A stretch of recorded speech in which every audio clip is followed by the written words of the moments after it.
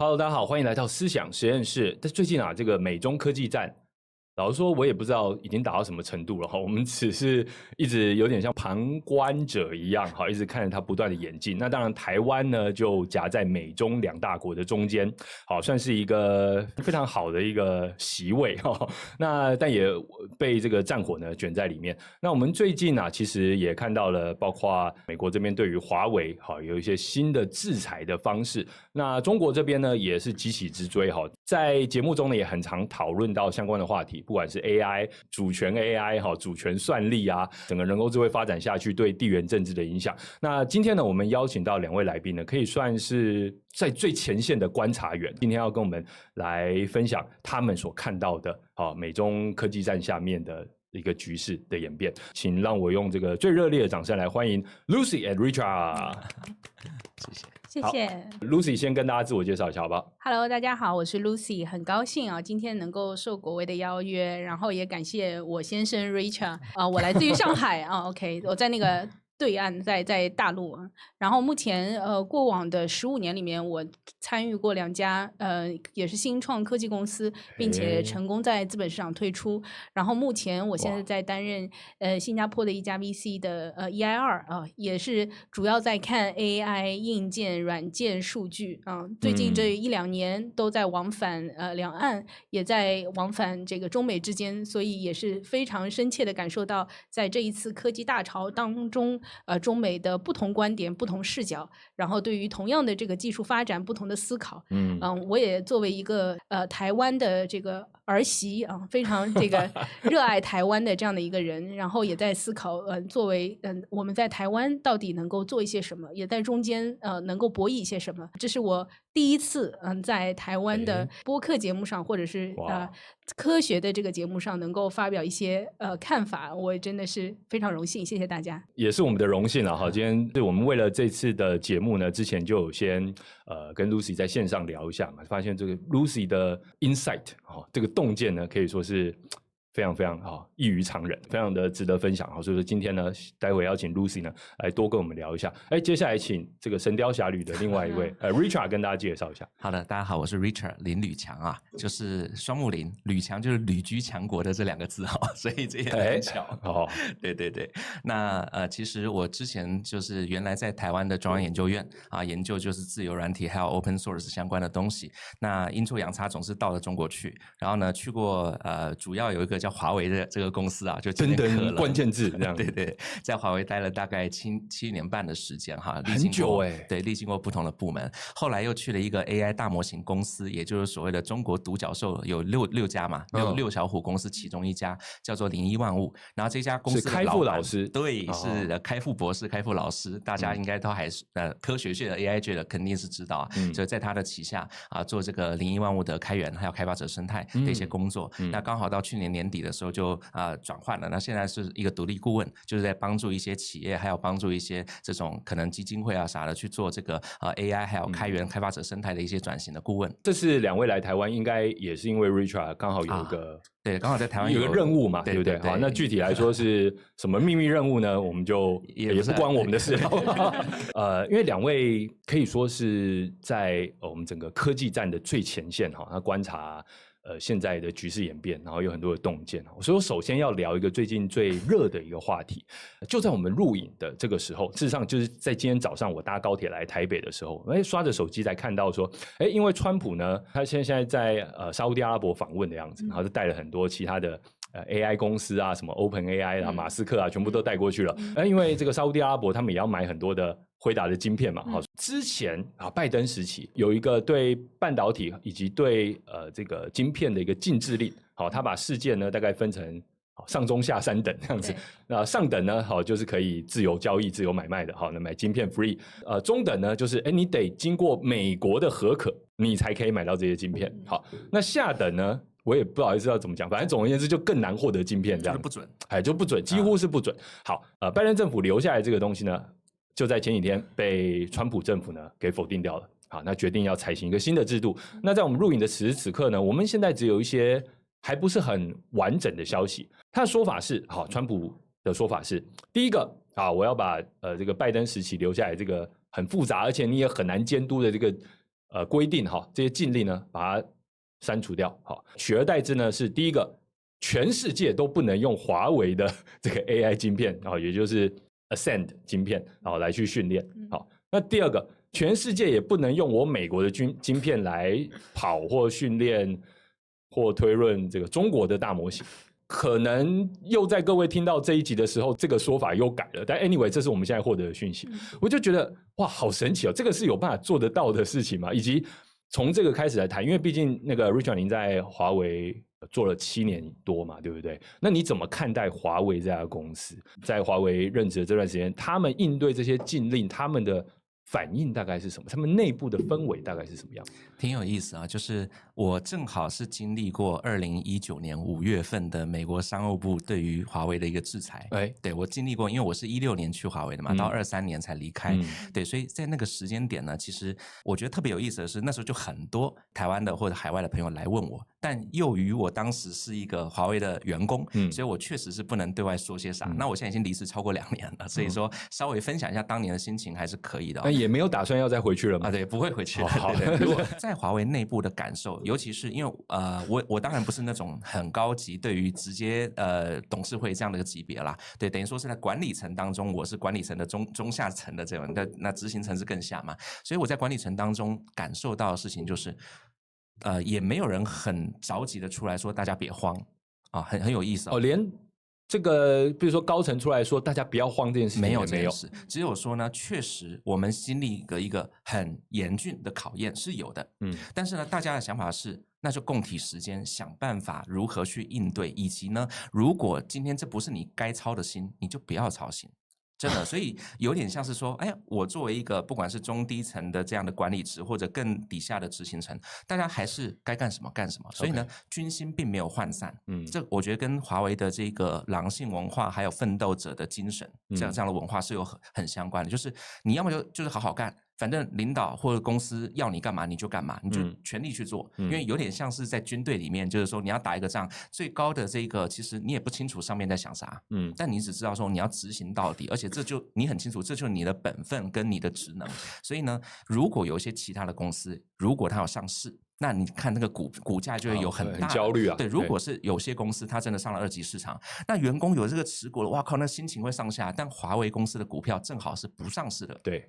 所以呢，员工每年也只有1次能够跟公司进行这个不管是卖回去公司或者是买嘛，对，所以它的股价是控制在公司内部的，是按每年的这个分红啊，每年的这个内部的账去做的，所以员工也觉得没什么好担心的。且很多员工想的是，我要跟华为做到底，我要退休，因为你退休的华为员工是有机会成为这个退休之后还拿到这个股票的股东，你可以跟华为分一辈子的红。所以他想的事情是，华为绝对不能垮。那我现在讲的那不是我自己，就是已经有点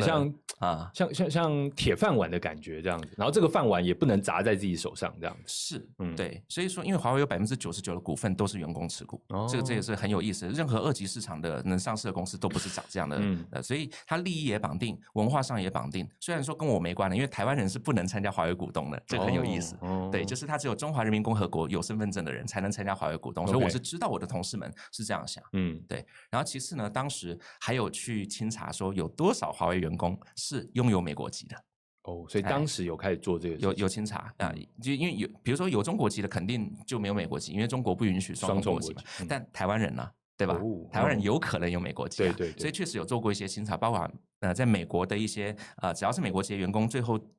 就直接用某种方式清退，或者是弄到别的组织去。对，所以其实因为当时美国的制裁有这样的一个过程，我只能说华为是一个沉得住气的公司，且当时被制裁之后，它整个营收是往下走的。可是到今年上半年的这个华为财报可以看到，它不管是在消费者 BG 就是卖手机的那个部门，以及车 BU 就是卖所谓的这个车机的这个部门，哇，那个涨了很多。比如车的部分涨了400%多，跟去年那个营收，所以它的营收又整个起来，又回到它大概19年被制裁前的一个高峰，所以这家公司我觉得还是挺厉害的。当然 Lucy 也可以补充一下啦。的确是蛮厉害的，因为我们在外部观察，就是说几乎快一统全世界的这个5G 啊、基地台啊，这个生意突然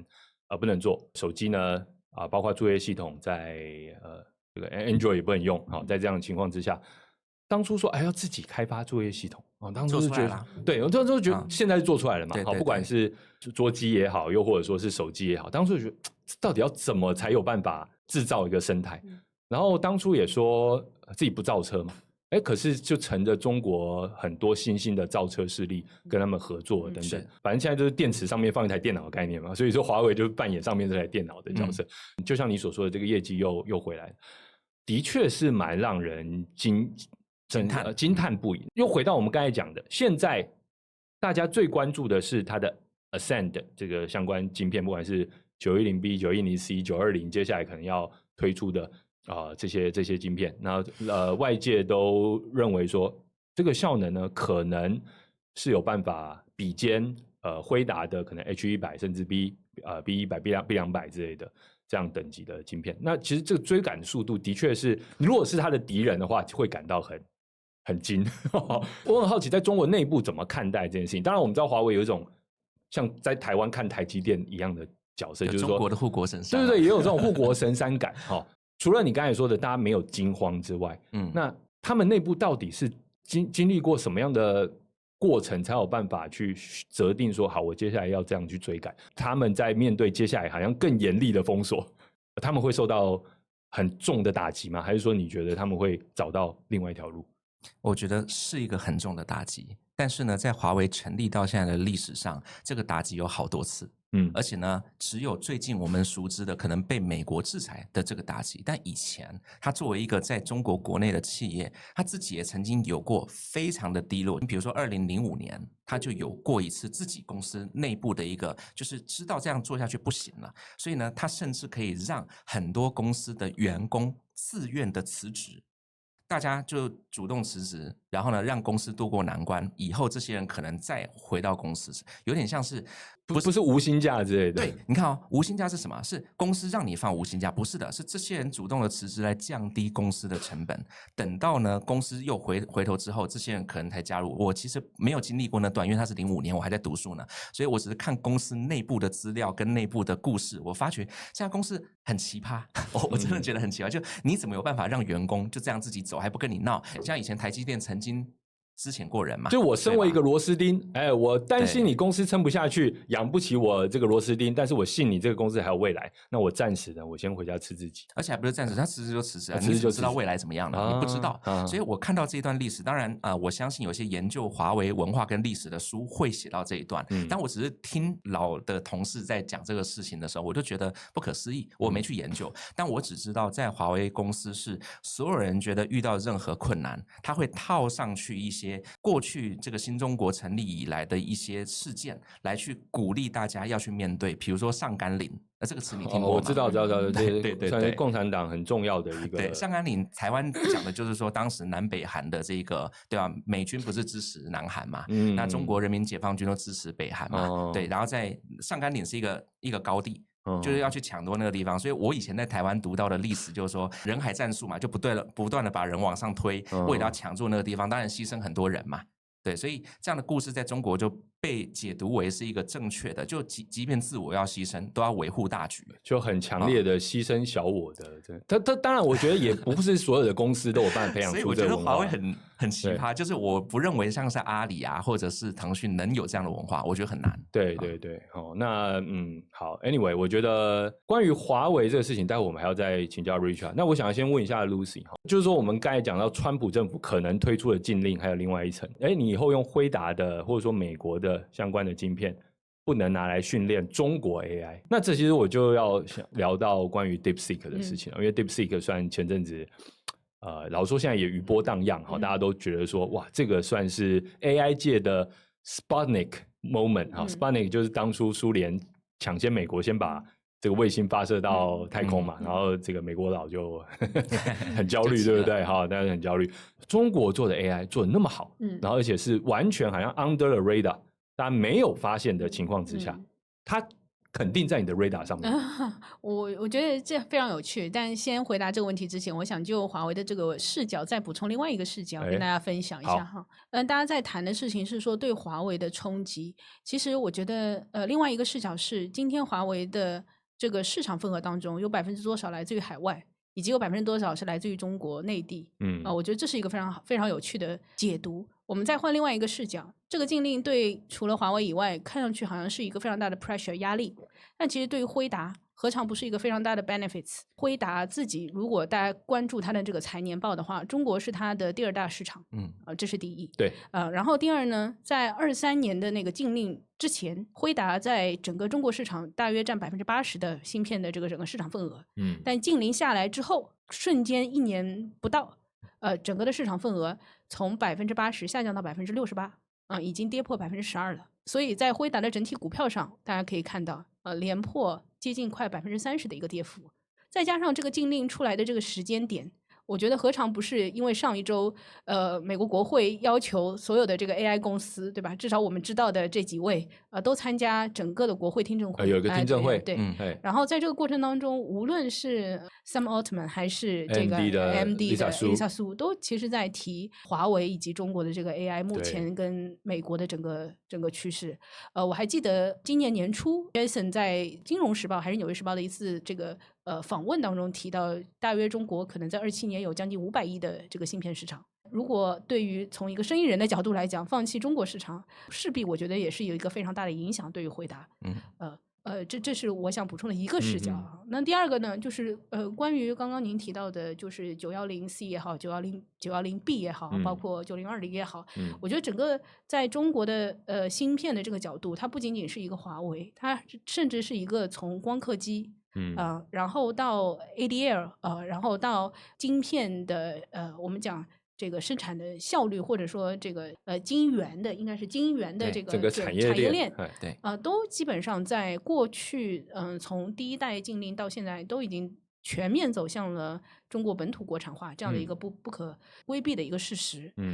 今天910应该是 910C 的这个升腾芯片，它大概能够是2张，我们讲通俗点讲就是2张升腾抵1张 H20，这样的一个整体的性能。然后它的这个良率大约在30%到40%，但到明年它希望的良率目标就已经要上升到70%以上。即将要推出的910B，号称它的这个整体的性能应该跟 H20能匹配，然后在 H100的一半，它整体的这个良率要在27年之前也要达到70%以上。我觉得这个对于英伟达在中国的整体的市场占有率都是有很大的这个影响。另外听说的就是华为的晶片还会跟 DeepSeek 有特殊的合作，或者说包括 DeepSeek 在内其他中国国内的大模型有特殊的合作，来特别的让它更加的适配吧。也听说这样的消息。事实上是今天中国在内的所有的大模型公司都跟华为有一个已经应该完成了整体的这个适配融合。在华为的生态芯片上应该都能够独立部署和独立对应性能的这样的一个大模型。然后这不是一件新鲜的事情，是从去年开始在910C 甚至在910B 上。所以大家预见了这种我们常说这个掐脖子嘛，或者说美国要掐中国脖子啊，然后那中国自立自强全这个中国制造2025啊，全方面自我这个生态链的建立这件事情，其实是一个一直持续go on，而且速度很快的一件事情。我觉得这个跟今天在中国产业界的一个文化有关，地缘政治当中的一个外交文化也有关我们叫边打边谈，边谈边打。我觉得今天在中美的这个外交上，我觉得就在中国的这个角度就秉持这样的一个态度，在中国的这个产业界也是这样的一个态度，叫边锋边打，边打边锋。中国的科技的公司，它再怎么苦都苦不过以往再怎么难都不如以前难以前要上甘岭，现在对，我觉得这样的一个文化，我觉得是植入这一代或者是几代这样，我们不管是科技人还是创业人心中，有一句很有意思的这个 say， 就是这个言叫做办法总比困难多。我觉得这个是非常有趣的，就无论面对多大的一个困难和困境，他总觉得总能找到一个独特的或者是更适合自己的这条出路。我觉得整个的大的方向和政策也是往这个方向在制定的。那我想请问就是，那你怎么看待 DeepSeek？我们大概知道它的背景，一开始是做这个量化，算是做金融的。好，然后大家都说呢，我们听到的这个故事是这样做金融的，然后本来就累积了很多的芯片好，然后运算力很强，那就顺便呢做了一个 DeepSeek，就有这样的一个说法，然后所以就让人觉得说，哎，我是不费吹灰之力，好，顺手搞了一个跟 ChatGPT 差不多等级的一个系统，然后又在全球，事实上在某一个时间点上，应该算是在 App Store 或者在各个 Store 上面都是下载量第一的，因为大家觉得它太新鲜了，而且表现非常好，而且免费，好，某种程度也又开源嘛，好，当然不能是彻底开源，可是它的确比 ChatGPT 开放了更多东西，让开发者可以去做更多的应用。我们可以想象说 DeepSeek 它接下来可能会有，比如现在 R1 嘛、R2 啊，然后 V3、V4 啊，可以继续改版下去。你自己怎么看待 DeepSeek 以及其他这是中国国内这些大模型的生态？还是说你觉得我们应该要继续盯着这些事情吗？我觉得这个问题非常好。首先DeepSeek 的我觉得领先性，不完全体现在说对标GPT 或者是对标Anthropic在这个性能上的这个绝对领先，我觉得是谈不上的。就是全球行业一个非常大的亮点，是因为它用了比GPT 训练或者比Cloud 训练更低的成本，而达到了这样的这个性能。那势必对于美国的科技产业甚至是金融产业带来的冲击是，我对于 AI 这样新的技术的领先度的追求，而体现的商业逻辑和金融的最小单位的估值的计算是错误的。我觉得这个是为什么会有这一次这么大的一个反响。我们记得那时候辉达的股价突然断崖式往下降，当时候断崖，我觉得这是一个误判吧，因为误判是在于说会对于辉达的芯片的整体未来的使用量的信心不足，但事实上，包括今天 DeepSeek 后来在我记得在春节期间还连开5天直播当中这个透露了非常多它的这个源代码以及它在芯片如何能够做到最大的性能功效上提升到它的这个卓越的模型训练的这个性能结果。这件事情我们其实看到，其实它恰恰是在利用辉达的芯片的很多的特点包括做了非常多的一些定制化开发也好，或者做了一些特殊的适配也好，实际我觉得它是在帮辉达拉升了非常多的这个我们讲这个销量，甚至在接下来可能大家不了解，它发布后的1周到2周内，其实 H100是脱销的。整个的芯片，包括在台湾的芯片，包括在大陆或者是其他地方的芯片，整体脱销非常非常厉害。大家反而会去更多的去购买辉达的芯片。3月中的时候，辉达自己的这个应该是 GTC 大会上，他也是把 DeepSeek 拿出来作为一个 benchmark， 对，然后来跟大家讲我们在整体的性能上，包括这一次我和 Richard 参加Google Cloud，我们很讶异在 Google 的整个大会现场，同样也是拿 DeepSeek 作为某一些 scenario 的 benchmark 在做这样的一个对标。我觉得大家核心在对标是说，我觉得那我怎么做的更便宜？对，非常好。就因为这个其实才是一个行业的普惠，而不是在单独的去追求全球技术上的这个领先。因为技术还是要跟应用以及生活是要结合的。大家能够用更低的成本用到它，我们才能享受到这样的一个技术红利。我觉得这个是 DeepSeek 给整个行业带来的一个最大的不同，这是第一个。然后第二个，在 DeepSeek 之后，我觉得至少在中国的这个产业界里面，会更多的去思考，什么样的方式能够产生这样的一种领先性为什么？因为在过往大家也是我觉得中美在资本之间是比较相通的，大家一味的还是在追求我如何通过领先的技术去追求商业的最大化。在 DeepSeek 至少 announce 到现在，我们看到它其实并没有完全过早的去追求商业化，而是不停的在思考我如何能够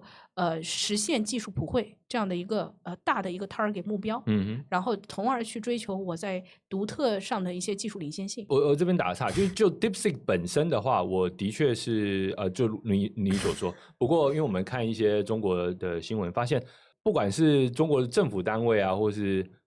这个民间啊、企业啊什么，就开始纷纷接入 DeepSeek。是的。比如说什么报关啊，比如说什么港口啊，我就看到很多的新闻说开始采用 DeepSeek，各种各样。对，因为它某方面什么都开源了嘛，然后它的运算的成本也低嘛，所以说其实就感觉说它百花齐放，是不是？一方面它刻意不自己去做 DeepSeek，不自己去做，反而是现在百花齐放。就让不管是民间啊，或是政府啊，大家自己用起来。你观察到的情况是 DeepSeek 不会去很积极的要去做它自己本身的应用上面的这个发展吗？我觉得它短期应该不会包括其实在产业界里面，大家也在讨论是不是 DeepSeek 火爆之后会快速去融资，对吗？从到今天为止，我们也没有看到 DeepSeek 在融资，是不是？对，应该是说也没有消息出来，知道有在融，但是没有这个哪一轮融到，它至少今天没有这样的一个融资的结果。那我觉得核心还是它不缺钱，我觉得不缺钱是一方面。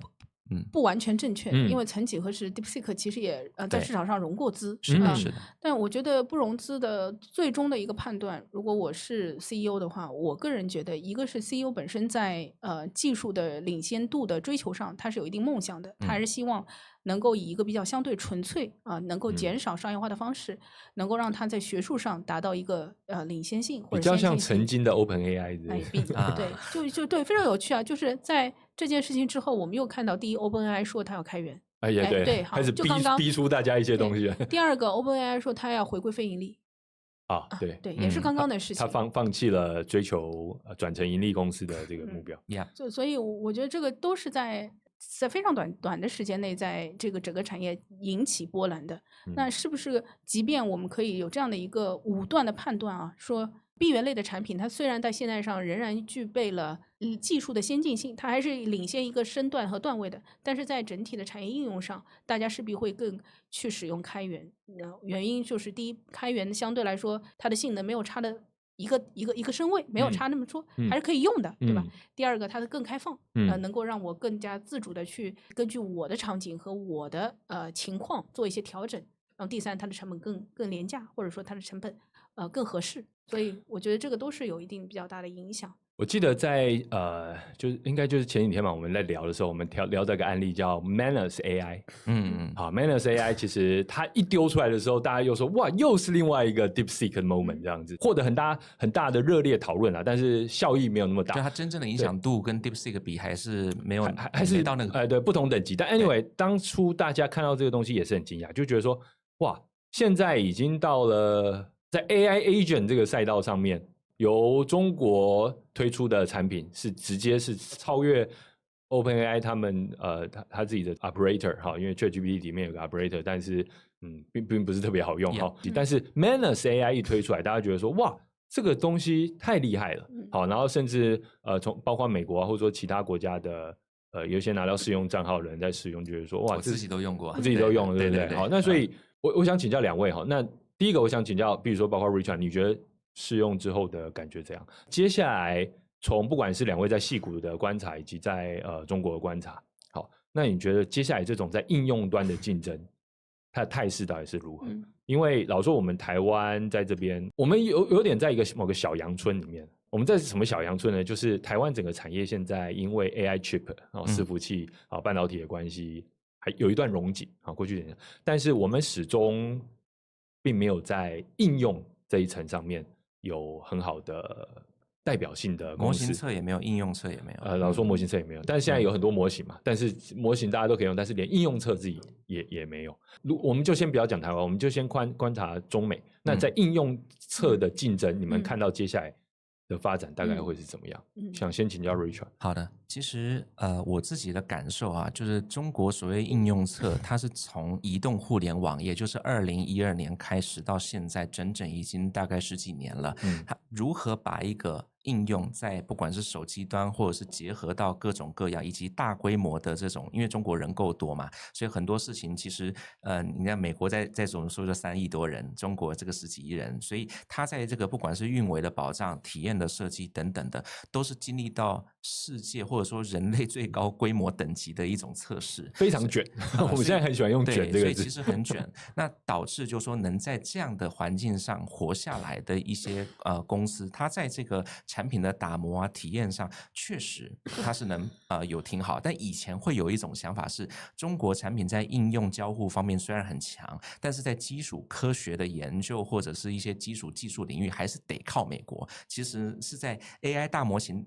兴盛之前，我内心也是相信这句话的。但是呢，有时候教育这个投资，它发挥的这个它会滞后嘛。也就是说，在过去这些年，也有非常多中国的学生，对吧？他到美国可能读博士，或者是说真的加入到世界最高精尖的这样的一个学术殿堂去做了一些事之后，然后他选择在中国的一些企业里面去做，所以这个技术的这个门槛也能够比较好的跨越。所以其实在我看来就是应用侧确实做得很好，技术侧某种程度也不太输人的情况之下。再加上如果市场侧，其实中国缺的是比较好的市场，因为中国虽然人多，但是大家付费意愿不高。美国虽然人少，但付费意愿超高。对，所以说从市场侧跟资本侧，中国确实现在是输美国，或者说输海外的。那所以在我看来，其实美国现在以一个说如果你用了比如说华为的晶片，如果你怎么样不让你进来，它确实是有杀伤性啦，因为钱在美国手上，不在中国这边。所以美国会用市场来算是限制华为以及模型。对，我觉得是消费市场跟资本市场这两个市场，美国都比中国强非常多。对，所以我只能说，就是我们也看到中国的某一些地方开始起来了，那美国现在就在赌而已。而且拜登的这个被推翻，然后川普这个起来，其实我觉得虽然川普说话比较粗鲁但是他这个说法上比较像是真的会赌得比较密啦。就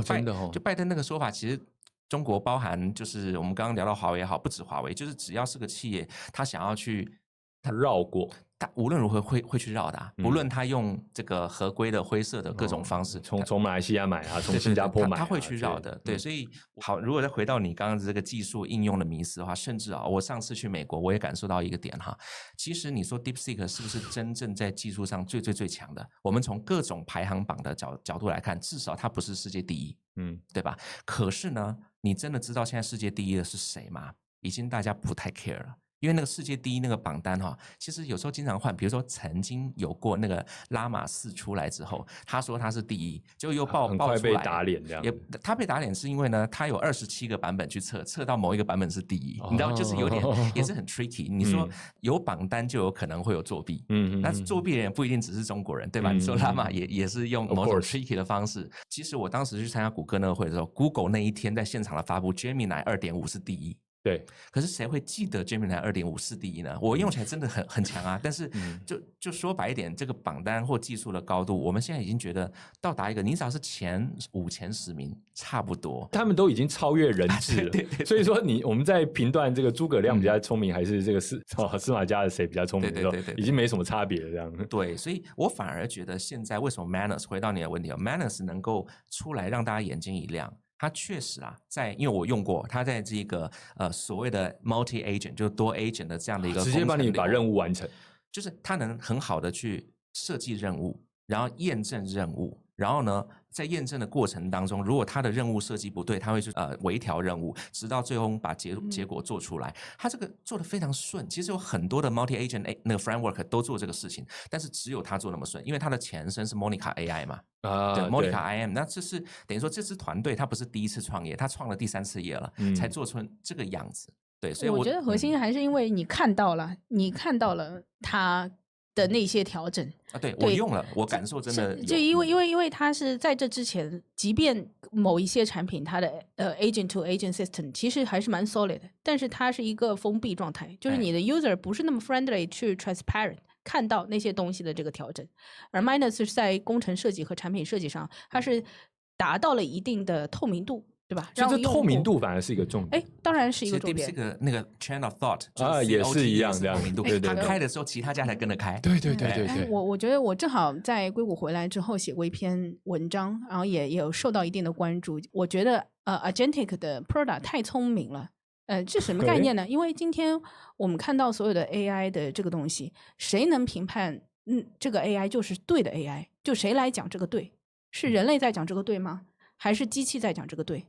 我们怎么来？你所谓的对是？我认为这个 agent， 我认为这个大模型是好用的，我就叫对啊。OK， 就谁来给这个 judgment？谁应该给这个 judgment？就我们过往看到所有的模型榜单。它是在一个性能上给了一个 judgment，可是没有在应用上或者是落地上去给这个 judgment。因为每一个人的 judgment 都是主观的，对不对？好，如果我们拿一个员工来举例的话，哎，你在用这个员工，你面试觉得 OK 了，但他最后不一定 OK 啊，对不对？但是有一件事情可以做到，就是员工去秀我值得信任，我 KPI 达到，我值得信任，值得信任这件事情，对不对？回过头来我们想一想，我觉得这个同事不错，有多少个 percent 是因为我跟他有信任？有多少个 percent 是他的 performance 真的很好？就是 performance 只要过关，加上我信他，他就会不错。信任这件事情是客观的吗？不是。但信任这件事情是你的伙伴、你的 partner、你的同事，他主观向你表达的，对，是他的主观。就像一个老公出差常常出差，有没有跟老婆回报对不对？这个是老公的主观，对不对？那这老婆的信任要怎么建立呢？对不对？所以其实你会发现，东西的信任，人和人之间的信任，这个信任可以来自于这个产品的主观设计。我们再回想一下 DeepSeek 的 transparent 是不是一种信任 ？Minus 的 transparent 是不是一个信任？somehow 是，对不对？但是你就是因为我们到底是用的是一个 tools 的工具，还是用的是一个伙伴或者叫 partner？ 所以反而是好像是一个，不管你说叫他员工、数位员工也好，还是一个 partner 还好，反而我们现在要去判断这个东西的好或坏。来自于他如何取得你的信任。公平当中，就是在公共场域当中，大家更追求的是，他能否在某一个技能当中得到最高的 performance。可是你回想真实的应用场景当中，performance 只是一个部分而已。很可能，他认为的 performance 不是你认为的 performance， 因为他不了解你。但是我们先可以在产品设计当中，把开放度、透明度这些跟信任相关。可以由产品主观来表达的东西 ，OK， 先做到一定程度，让它值得被信任使用，再来说它做得好不好。我觉得这是一个必经的过程。这员工先不要跟我说谎，我再决定，对，我这个人可以用。对，你看，所以我记得印象也很深，就是在可能2周之前 ，GPT-4o 下掉的版本是因为他觉得他太讨好。有一个新版，对，有一个新版是把 4o 的新版把它拿掉了，是因为它就太讨好你。对。OK， 我觉得这些东西都是可以有一个厂商，我要表达是主观在产品设计当中可以涉及到的。这个为什么要引到在这个当中提出？是因为中国在过去移动互联网的这个发展历程当中，它很大的一个优势。这个是我在中美科技当中看到的不同啊，就是历经了14亿人口的洗礼。也历经了这么多人不付费要转付费啊，也历经了移动互联网的各种厮杀和卷啊，所以让他特别关注用户的需求和产品的体验和怎么样的模式能够真正的让这个 user 黏住他，对吧？然后能够把他的吸引力关注出来。我觉得在这个过去当中，因为中国的资本市场可能没有像美国那么发达那么好。它的金融服务也没有那么好，所以是千军万马，可能100家公司厮杀出来一家。大家想一想，美团当说是百团大战，200家公司做团购，杀出来一家美团，对吧？对。然后像现在的新能源，几百家车厂都在做新能源，杀出来那么4、5家，对，让他特别关注我要讲什么产品的易用性和产品的体验，这些都是工程化的东西，没有一个是在 AI 技术上的领先性。而恰恰这个东西有可能就会变成那个。一招鲜，或者叫做一个很大的门槛。我完全同意耶，因为某方面我们现在用 ChatGPT 好，但同时我们在用那个Gemini 的这个，但是 agent 端不是直接用模型。那 ChatGPT 呢，可能在模型的排行榜上 Gemini 现在跑到前面了， 2.5 Pro 可能在很前面。可是 ChatGPT 因为它把那个透明度，因为它把包括对你的记忆啊什么东西，它做的相较于其他的几个对手比较认真一点，所以说他真的就给你那种伙伴感。我很好奇，你是请那个 Manus AI 做什么事情？写简历吧。啥？你是请 Manus AI 做什么？我第一个任务啊，请他开一家公司帮我赚钱。对我第一个任务其实我不想弄那么难的，因为在我心中，我当时是质疑的。我觉得你 Manus AI 被吹的那么神，有没有可能就只是你很会营销？所以等我拿到那个邀请码我去用的时候，我第一个任务就是一个我叫做林吕强，英文名字叫 Richard， 请你帮我写份简历，就这么简单。而且我一句话而已，对，只有这句话。而且呢，这句话如果我喂给 ChatGPT 是不准的，因为它有记忆，它知道我是谁。可是我第一次用 Manus， 理论上它对我一无所知。对，所以我就想试试看，这个对我一无所知的人，他怎么帮我写简历。后来发觉他的方法真的比至少我请一个工读生可能还强。是什么呢？他第一步就想说，好，我知道你的2个资讯，一个叫林吕强，一个叫 Richard 林，要写简历。所以呢，他就觉得既然要写简历，可能你的资料在 LinkedIn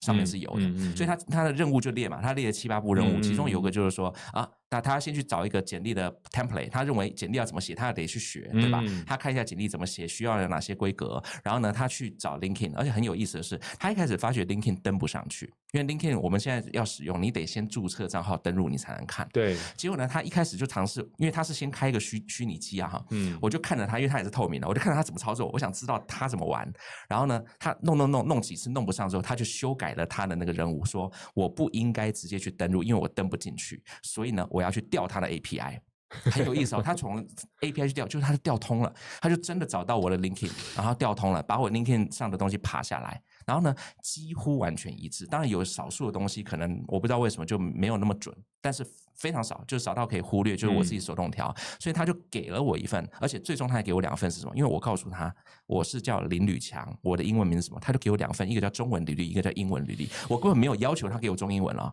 是他直接生这中英文这2份出来，所以我觉得太神了。而且很多事情是确实他还不止找 LinkedIn， 他还找了一些我过去可能被访谈的东西啊，我以前的演讲啊等等的去找，然后呢，他就读了部分，我不知道他怎么选的，但我知道他读了一些，然后呢，去总结出来这个人是怎么样。我就觉得这已经超乎我的想象，因为他还计时8分钟做出来，他8分钟就把这个东西做出来。我觉得我8分钟算蛮快的，因为我看到一些案例都是什么做了1天之类的，但有些案例确实它很弱，就是如果很难的案例。对，我试了很多各种各样的案例，对，所以我只能说，我第一个案例是给我惊喜的，后面有些案例根本就乱做，对，但是我只能说，他给了我一个新的 view， 因为写简历是他的 template 啊，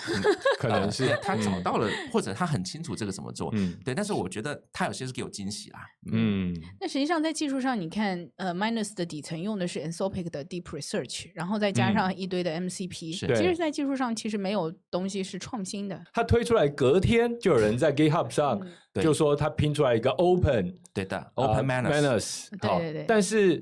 就我觉得佩服这件事情，我觉得这个很有趣，因为我觉得这一次到硅谷去的时候，我有一个感受是，就是在美国有一部分吧，不能说全部，这不太客观了，就是因为美国的消费市场非常好，然后付费能力也很强。而且对于创新公司来讲，它有很多的退出的，在资本市场上退出的路径。比如说，我在某一个点上做得很好，我容易被一些中型公司或者是大型公司收购，不一定我最终的终局就要去纳斯达克上市。所以导致呢，他们可能没有那么经历过完整的。比如说一个C 端的一个产品啊，从0到1，或者是又被大规模的验证，然后又要想各种办法让用户粘在上面，然后又要想各种办法让它付费这样的一个完整经历的公司不太多。所以呢，它有可能会，我们讲这个词不客观，但我的感受是有点懒惰。懒惰就在于他不需要做到那个程度，他不需要做到那个程度，而不是他故意懒惰，而是他不需要做到那个程度，他已经能够挣钱了。所以他就会懒惰。而对于中国的公司来讲，太 tough 了。所以他必须要做到那个样子，他才能有那点点机会去挣钱。我们讲，所以你会看到，在这个周期里面，不管是 AI 也好，还是一些移动互联网剩下的产品也好，或者带有一些 AI 属性产品也好 ，C 端。特别是在这个用户体验上和工程上这件事情，我觉得中国是在赶超的，而且有一些模式上，中国也是在赶超美国的。但是在 B 端上，不，因为 B 端讲究的是专业度、稳定性讲究的是你能不能用更好的科技帮我提高整体的运营效率等等。在这个上面，因为美国还是技术的发明者，对吧？他牢牢的占据了这个地位，所以在 B 端上，我们看到包括一些更先进的管理思想等等更先进的模式。所以在 B 端上，中国的公司还没有做那么好。那会不会是某一种玄学，某种就像你所说，更奠基于一种对体制的或对机构的信任感，才造成这种选择。somehow 也许是，也许不是，但是我觉得至少在已经确定的这个周期的部分里面，我觉得C 端的中国的应用有机会超越美国，或者说已经部分在领域超越到美国的一些应用，我觉得这是一个客观事实。除了像 TikTok 啊，或者说像Shein 啊这些电商的服务嘛，那它就不只是透过价格来获得美国人以及其他中国以外市场的支持，那的确在产品面上也都做到了非常好的表现。那但是同时我们也在进入一个新时代，川普的时代，关税的时代，然后科技战的时代，然后现在这个科技战，然后包括各国有某方面需要保护自己的制造业的时代。那过去中国在扮演算是世界工厂，后来变世界市场，很多事情都要被重新定义，所以现在有一个很激烈的一个竞争，其实就是在人才。好，所以我们观察到很多有人才出走，也有人才回来。好，那台湾也是一样，美国也是一样。所以待会呢，下一段我就要来请教两位，我们要从人才这个角度来请教两位的观察。这一集呢，我们现在这边做一个结束。如果想要听这个 Lucy 跟 Richard 继续跟我们讨论在美中科技战底下人才竞争的最前线的样子是什么，请锁定我们的下一集。拜拜。